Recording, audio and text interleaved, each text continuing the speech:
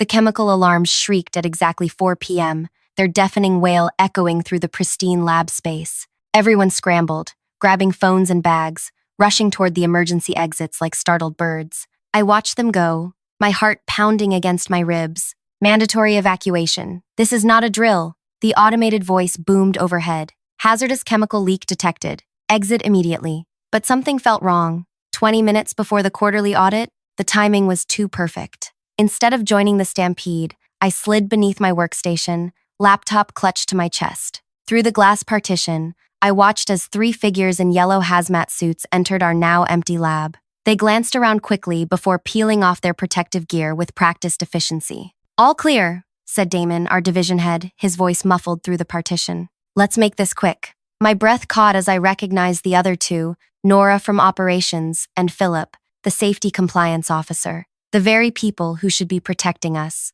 "The auditors arrive at 4:30, Philip said, checking his watch. "Swap the batch numbers on the chromium tests first." Nora nodded, fingers flying across the keyboard of our main testing terminal. "What about Arden's findings? She's been running unauthorized secondary tests." My stomach clenched at the mention of my name. "I've been deleting her results as they come in," Damon replied, pulling open the filing cabinet. "She suspects something, but she can't prove it. Nobody listens to her anyway." The trio laughed, and something inside me shattered. 6 years of dedication to this company. 6 years believing I was protecting people by ensuring our chemical testing was accurate, all for nothing. "These reports show acceptable levels," Philip said, spreading papers across the lab bench. "Replace everything from the last quarter. The numbers match what's in the system now." I fumbled for my phone, hitting record. My hands trembled so badly I nearly dropped it. The video would be shaky, but the audio would capture everything. "How long until the sensors reset?"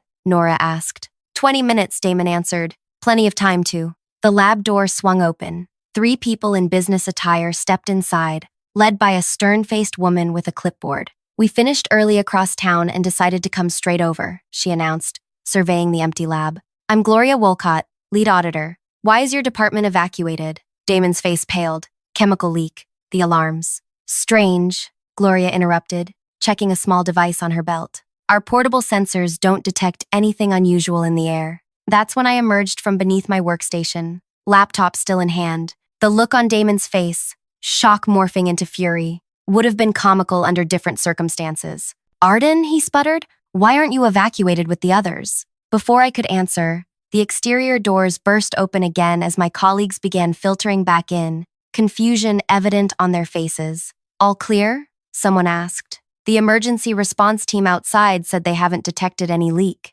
Gloria's eyes narrowed, darting between me and the stack of reports still spread across the lab bench. "What's happening here?" "I was wondering the same thing," I said, my voice steadier than I felt, especially since this is the 4th emergency evacuation we've had, right before an audit this year. Silence fell across the lab. Dozens of eyes turned toward me. "I think someone has been falsifying our chemical safety tests," I continued, stepping forward, "and using fake emergencies to clear the lab so they can tamper with the evidence." Before I go any further with what happened next, I need to ask, if this story resonates with you, please hit that like button and subscribe. I've kept this bottled up for so long, and sharing it helps more than you know. Drop a comment if you've ever had that moment where you discovered people you trusted were living a complete lie. My name is Arden Bailey. Until 6 months ago, I was a senior chemical safety analyst at one of the largest industrial manufacturing plants in the Midwest. I joined the company fresh out of grad school, passionate and idealistic. My specialty was testing wastewater for toxic metals, chromium, lead, mercury, ensuring that what we discharged met environmental regulations. I wasn't always the person who'd stand up in a room full of executives and call out corruption. Growing up, I was the quiet girl who got perfect grades and never made waves. My father worked 40 years at the same factory, coming home with chemical burns on his hands but never complaining. "That's just how it is," he'd say when I asked why he didn't speak up about safety violations. Maybe watching him slowly deteriorate from industrial exposure is what drove me to this field. The first time I noticed something wrong was 18 months before that fateful audit day. A routine test of our wastewater showed chromium levels at 2.3 parts per million, more than double the legal limit. I ran the test 3 times to be sure, documented everything meticulously, and submitted my findings through the proper channels. 3 days later, I checked the database to see what remediation plan had been implemented. To my surprise, the entry showed chromium levels at 0.9 parts per million, completely within legal limits. I thought I'd made an error, so I ran new tests. Same high result. When I brought this discrepancy to Philip, our safety compliance officer, he smiled thinly. "You must have contaminated your sample," he said. "Don't worry about it. The official results look fine." I might have accepted that explanation if it happened once, but over the next year, the pattern repeated with disturbing regularity. Every time I found elevated levels of toxic metals, the official records would mysteriously change within days. When I began keeping a separate log of my original findings, my access to certain testing stations became restricted.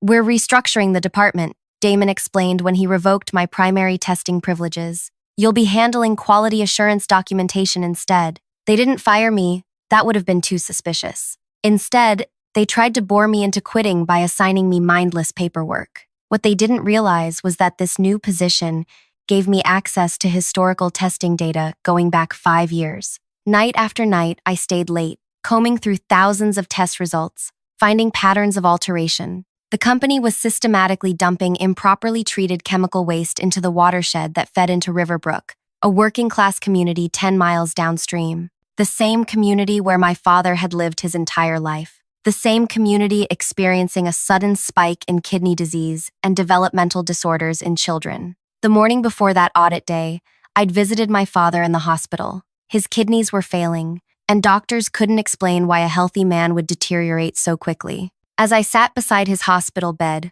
watching machines filter the toxins from his blood, something hardened inside me. "You look angry, sweetheart," he'd said, his voice weak. "I am angry," I'd replied, squeezing his hand. "Someone needs to be." That afternoon, I made 2 crucial decisions. First, I installed a small program on my laptop that would automatically back up all testing data to my personal cloud storage. Second, I bought a personal chemical detector, the kind emergency responders use, and began carrying it everywhere. Which brings us back to that day, standing in the lab with the auditors, watching Damon's carefully constructed facade begin to crumble.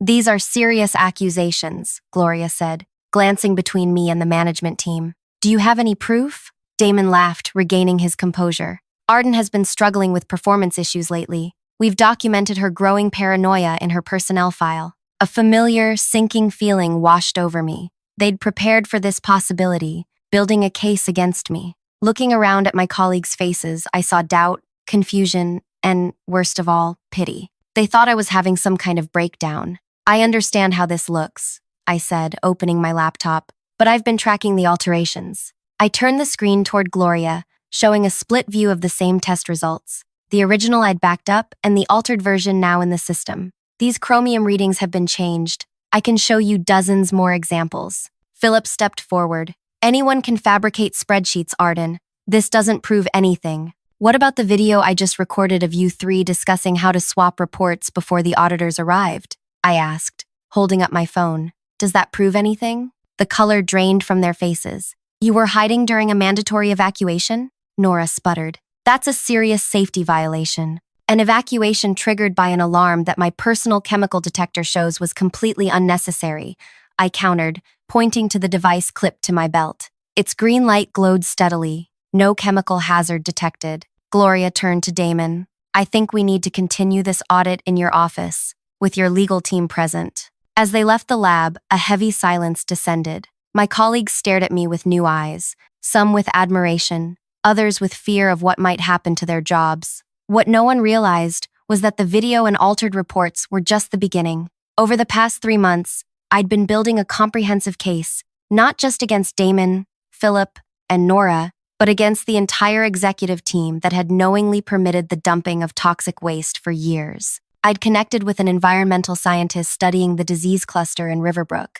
I'd tracked down former employees who'd been fired after raising concerns. I'd even mapped the property values around the company, discovering that executives had quietly sold their homes near the watershed years ago, just before the contamination would have reached detectable levels. But as I stood there in the lab that day, I had no idea how deep the corruption went, or how dangerous my position had become. I didn't know that before the night was over, someone would break into my apartment. I couldn't have predicted that my father would suffer a sudden complication at the hospital within hours of my confrontation. I was just one person standing against a corporation willing to poison an entire town for profit. And while I thought exposing them to auditors was my moment of triumph, I was wrong. It was merely the opening move in a game I wasn't fully prepared to play. The next morning, I arrived at work to find my keycard deactivated. After 20 minutes of waiting in the lobby, a woman from Human Resources I'd never seen before escorted me to a small conference room where Damon sat with two men in expensive suits.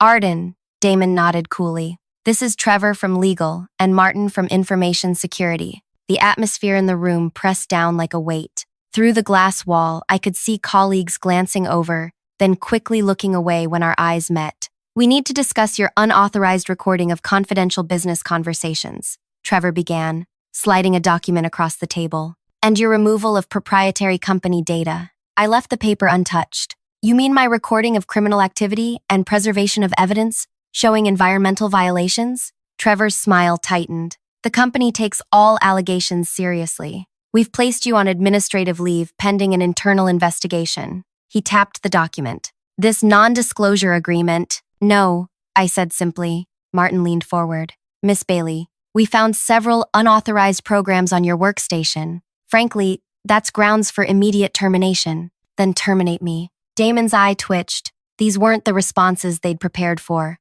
We're trying to handle this amicably, Damon said. Sign the agreement, turn over all copies of company data and recordings, and we'll provide 6 months severance. I thought about my father lying in his hospital bed, tubes carrying his blood through dialysis machines, about the children in Riverbrook born with developmental issues, about the company's 5-year pattern of dumping toxic waste while hiding the evidence. No, I repeated. I don't think I will. As security escorted me out, I noticed people watching from every doorway. Zoe, my closest colleague, stepped forward like she might speak, then retreated when Martin glared at her. Even through the shame of the perp walk, I kept my head high. Outside, parked across from my car, a police cruiser waited with lights off. A warning? A threat? I couldn't be sure. My phone rang as I reached my car. The hospital. Miss Bailey, your father's had another episode. His potassium levels spiked suddenly. We've stabilized him, but you should come in. I drove straight to the hospital,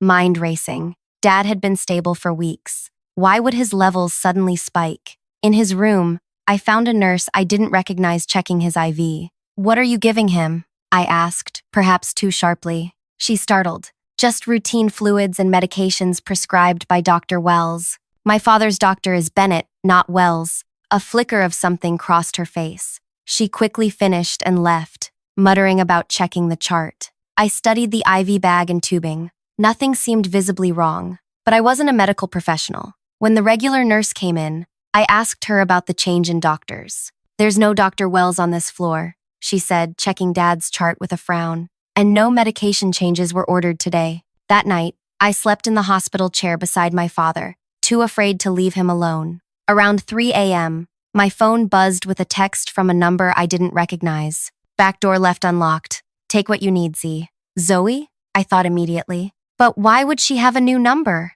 When I finally returned home the following morning to shower and change, I found my apartment door slightly ajar. Inside, dresser drawers hung open, clothes strewn across the floor. My laptop was gone, along with the external hard drive containing my backup files. Thankfully, they hadn't found everything. Weeks earlier, paranoia had driven me to keep multiple copies of the evidence in different locations. The most comprehensive set was hidden on a micro SD card inside an old stuffed penguin my father had given me as a child. While I stood surveying the damage, my phone rang. Unknown number. Hello? They're watching your apartment. The voice was hushed, distorted. Meet me at Truman Bridge in 30 minutes. Come alone. Who is this? Someone else who got pushed out. 30 minutes. Don't bring your phone. The line went dead. I debated with myself. This could be a trap, but if there was someone else who knew what was happening, someone who could corroborate my findings, I needed to talk to them. Truman Bridge spanned the same river that carried waste from our plant into Riverbrook.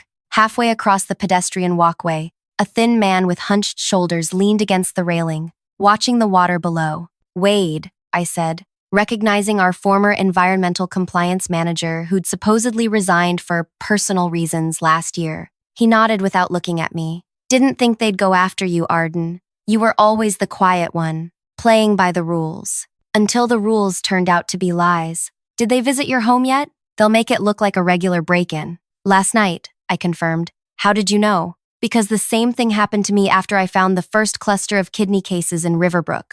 Apartment ransacked, fired for data theft, then strange accidents. My car brakes failed on the highway. A chill ran through me despite the warm spring air. The company made 3 separate settlements with Riverbrook residents, he continued, all sealed by judges with financial ties to our parent corporation. I tracked 15 cases of kidney failure directly to our wastewater output, including my father, I said. Wade finally turned to look at me. Your father? Ellis Bailey? Yes, he's in renal failure. Stage 4. Something like guilt flashed across Wade's face. Ellis was my first hire when I joined the company 20 years ago. I didn't know he was sick. He paused. Or that he was your father. Why did you want to meet? Wade pulled a flash drive from his pocket. Because of this. Medical records, soil samples, water testing, everything I collected before they pushed me out. I've been afraid to use it, but maybe you can. As I reached for it, a black sedan pulled up at the end of the bridge. 2 men in dark suits stepped out.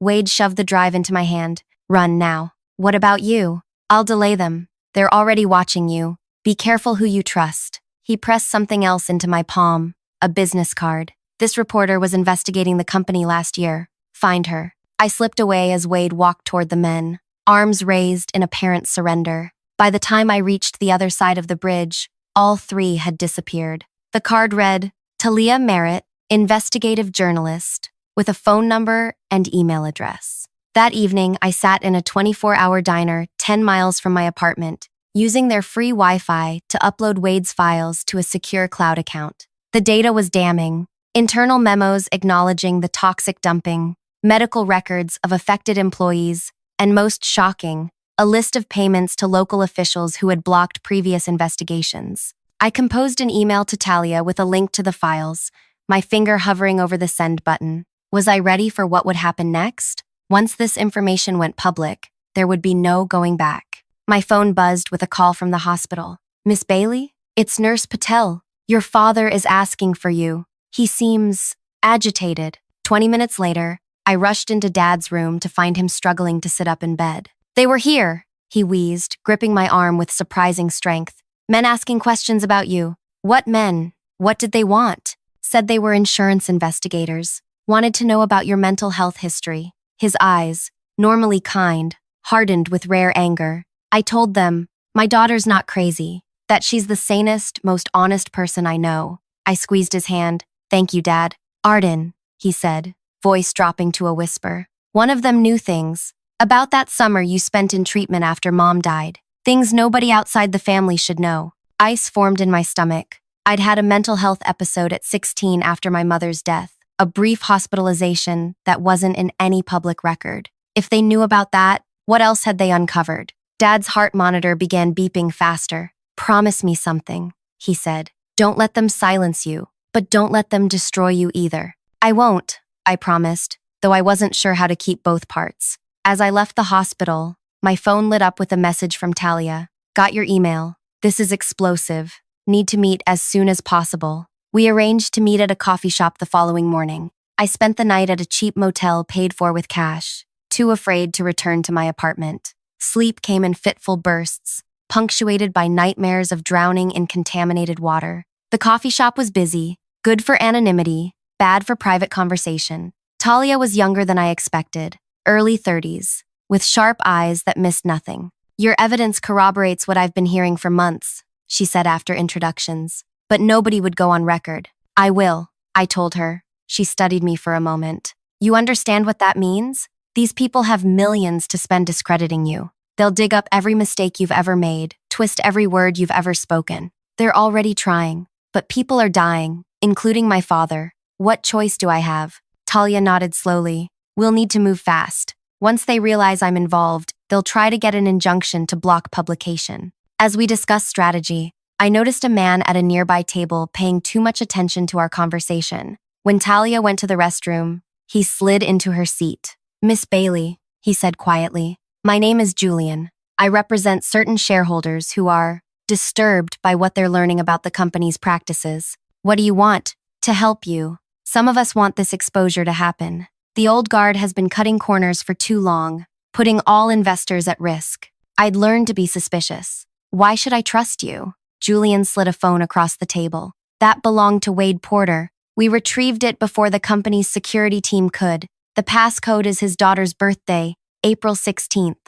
Check his photos from last month. Before I could respond, Talia returned. Julian nodded politely and returned to his table. Who was that? Talia asked. I'm not sure, I admitted, pocketing the phone. Either an ally or someone playing a very long game. That night, alone in another anonymous motel room, I entered the passcode on Wade's phone. It unlocked immediately. In his photo gallery, I found something unexpected. Pictures taken inside what appeared to be the CEO's home office, showing documents spread across a desk. I zoomed in on one image and felt my breath catch. It was a medical report for Catherine Voss, the CEO's mother, showing advanced kidney disease consistent with chromium poisoning, and a property record showing her primary residence for the past 30 years, 1242 Maple Street, Riverbrook. The CEO had known all along. The same toxic chemicals, poisoning the community, poisoning my father, were also poisoning his own mother. How could anyone be that callous,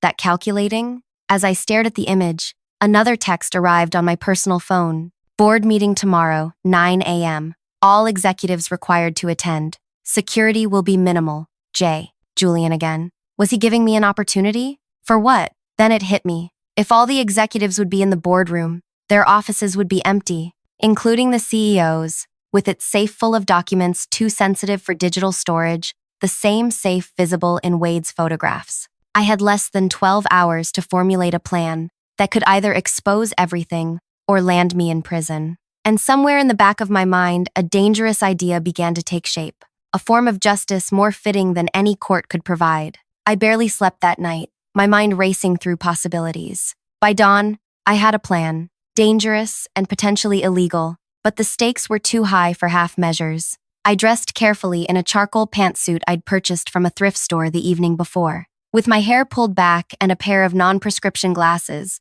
I resembled any mid-level administrative professional at the company. In my bag, Wade's phone, my own phone, a small digital camera, and the stuffed penguin with its hidden micro SD card. The main lobby buzzed with activity when I arrived at 8:40 a.m. I recognized several board members being escorted toward the executive elevator. Perfect timing. I approached the reception desk with practiced confidence. Morning, Gina, I said, nodding to the receptionist who had processed my termination paperwork. Her eyes widened slightly. Miss Bailey, you're not supposed to— I know, I interrupted apologetically. Human Resources realized they're missing some signed forms for my exit package. Wendy asked me to drop them off this morning. I pulled out a manila folder containing blank papers, said it would be faster than mailing them. Gina hesitated. I should call security. Please don't bother them. I'll just drop these with Wendy and be gone in 5 minutes. I glanced at my watch. I'm already late for a job interview across town.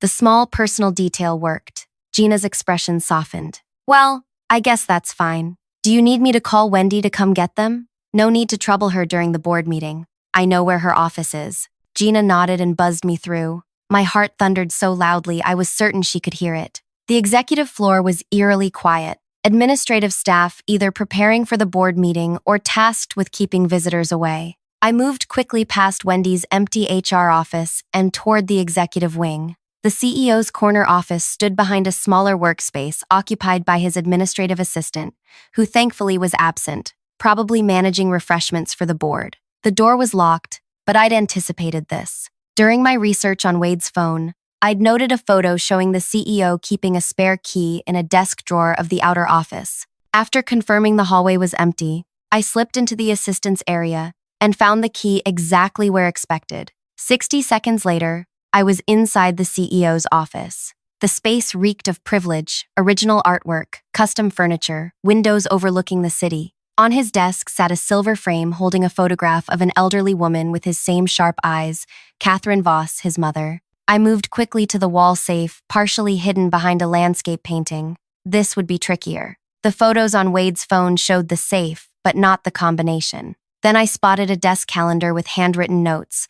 One entry from 3 weeks ago caught my attention. Mom, 70th, 05/12/49. Catherine's birth date, Worth a try. I entered 051249 into the safe's keypad. Nothing. Reversed it. 491205. The safe remained locked. Panic rose in my throat. I was wasting precious time. Think, Arden. What would a self-important man like him use? His own birth date? A quick search on my phone revealed it. March 8th, 1975. I punched in 030875. The safe clicked open. Inside, I found folders of documents, a passport, some cash, and a small box containing what looked like family jewelry. I ignored these, focusing on a thick red folder labeled Riverbrook Remediation, Confidential. My hands trembled as I opened it. The first page was a legal memo outlining potential liability for historical chemical discharge affecting groundwater in the Riverbrook residential zone. It estimated settlement costs between $400 to $600 million if the connection was proven. The next document turned my blood cold. A private medical report for Catherine Voss confirming chromium poisoning as the cause of her kidney failure. A handwritten note in the margin read, "Must relocate mother as soon as possible. Maintain deniability." He had known. He had moved his mother out of danger while continuing to poison everyone else. Deeper in the file, I found something even more damning. A signed authorization from 5 years ago approving a temporary alternative waste management protocol that knowingly bypassed environmental safeguards. The CEO had personally approved the toxic dumping to save $18 million annually in proper disposal costs. I photographed everything with shaking hands. The final document was the most recent, a strategy memo from their legal team dated just 3 days ago. It outlined a plan to declare bankruptcy for the local operating entity, while shifting assets to a newly created company, effectively escaping liability, while continuing operations under a different name. The memo explicitly mentioned my whistleblowing.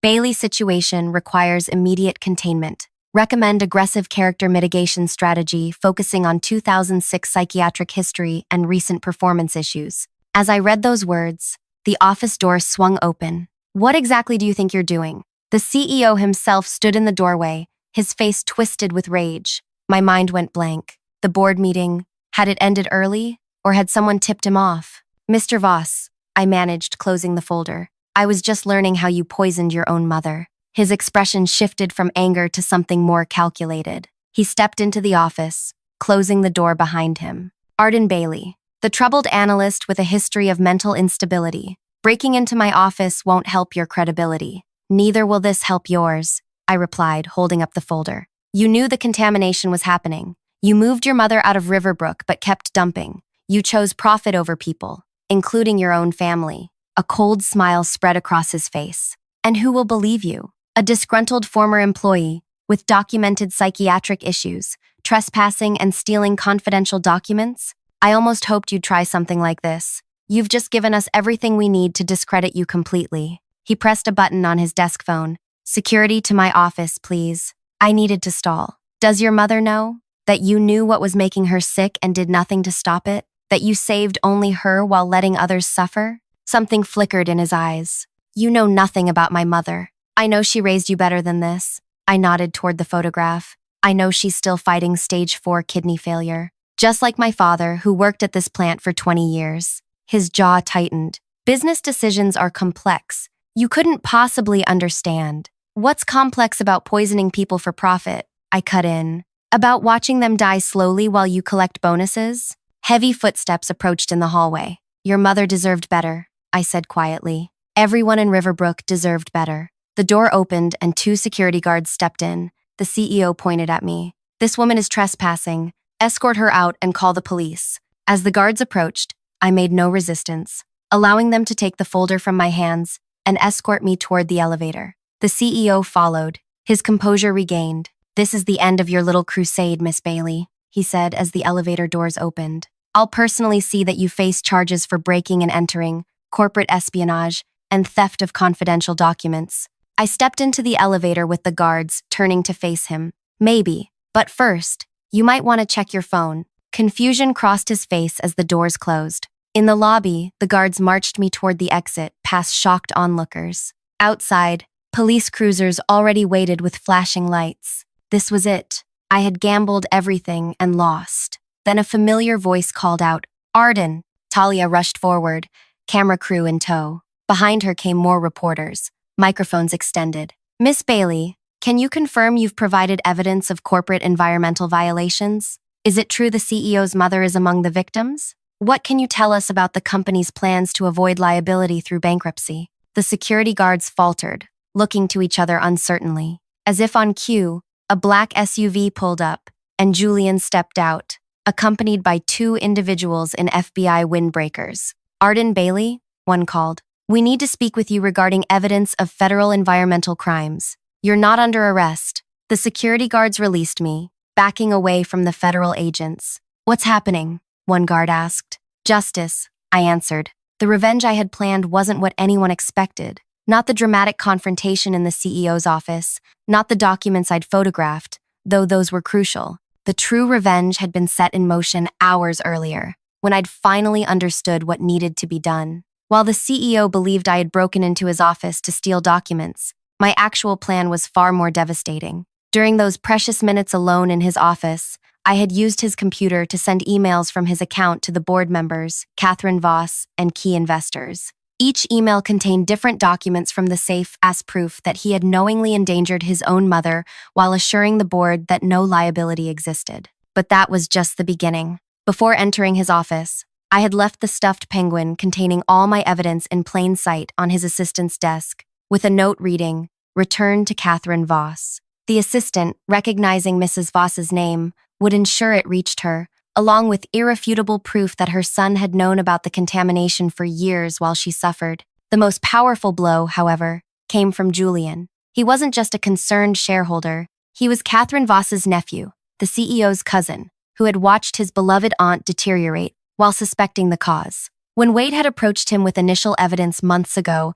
Julian began working from inside, gathering allies among board members and investors who feared liability. My confrontation with the CEO was intentionally timed to coincide with Julian's presentation to the board about the company's criminal liability, a presentation interrupted by my emails from the CEO's account, confirming everything Julian alleged. By the time the CEO rushed from his office to find me, the board had already begun emergency protocols to remove him and self-report violations to federal authorities, hoping to secure leniency. 3 hours after my arrest, I sat in an FBI field office, surrounded by agents taking my statement. My phone buzzed with a text from Julian. Catherine received your package. She's asked to meet you. 2 days later, I sat beside Catherine Voss's hospital bed, in the same facility as my father, though on a private floor. Despite her wealth and privilege, her body showed the same ravages of toxic poisoning. I always taught him to take responsibility, she said, her voice thin but determined, to make things right when he caused harm. She handed me a legal document. This transfers controlling interest in my shares to a trust dedicated to remediation of Riverbrook and medical care for affected residents. Why trust me with this? I asked. Her smile was tired but genuine. Because you risked everything to expose the truth, even when the truth hurt your own family. That's integrity. Within weeks, federal indictments came down against the CEO and key executives. The company entered consent decrees, mandating environmental remediation expected to cost over $1 billion. The trust Catherine established provided immediate medical care for Riverbrook residents, including specialized treatment that improved my father's condition. I declined the whistleblower reward, asking instead that it fund research into treating chromium poisoning. Talia's exposé won national awards, bringing attention to similar environmental justice issues nationwide. The system that had protected powerful men like CEO Voss for so long crumbled not because of one whistleblower, but because I understood a simple truth. True justice requires turning someone's own weapons against them. The CEO had used family loyalty, corporate structure, and legal maneuvering to shield himself from consequences.